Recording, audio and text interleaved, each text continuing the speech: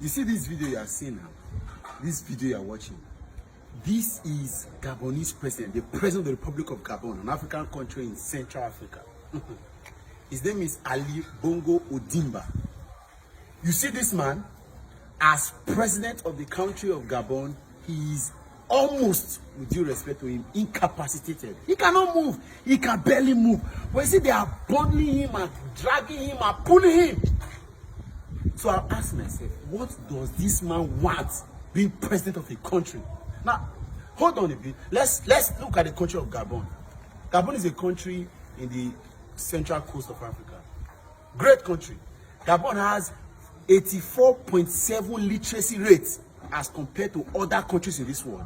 As I talk to you, Nigeria, our country, has a 62.2% literacy rate. Gabon has 84.7. It means that over 84.7 adults in Gabon are literate. Hold on. The natural resources in Gabon, gold, diamond, petroleum. In short, 80% of the export of that country is petroleum, and they deal with several great countries like the US. In short, 50% of their exportation goes straight to the US. That is how big and huge this country is. How do you expect a man like this, with this incapacitation, with this unqualification, with this, let me not insult it, so this is not for me, and then he's president of the country? Now hold on, this is my problem with African leaders, because we think as Africans the work we deserve to do is that we must be present to do everything we are supposed to do. This is where there is so much failure in the polity, governance, economic, social revival of our continent. Everybody in this country, in this continent, will make mistakes.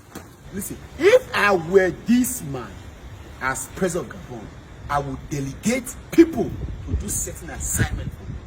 You have no reason going for this trip. Whatever took you to France to meet with this man, that you are not being pulled and dragged to stand well, to talk well, to be able to comport yourself to get results, is a total useless effort. Just in case you don't know, leadership is not about position. Leadership is not that you must do everything yourself. Leadership is influence, and some very vital part of influence is delegation. If I were the president of Gabon, if I were sick as he is, if I were not qualified, if I'm not able to do certain assignment, I will delegate. For a country with 84.7 literacy rate, it means that people in Gabon are very literate, and they understand, they know book, they are educated, they are informed. People like that will be sent on errands to go and do this assignment. This meeting he went to, I can assure you that he would have slept all through. He would have slept with the meeting, slept with the plane. He would have not written anything. He would have not taken any note down. It's almost as though it's useless. Why am I talking? A certain man in Nigeria wants to be president. They are packaging him for us already. He's old. In short, his age is confusing. As I talk to you now, he cannot stand well. This is not prophecy. Pictures and videos of him in the public place are indicating that people are wedging and edging him so that he can stand. They want to package him for 2023. This is Gabon.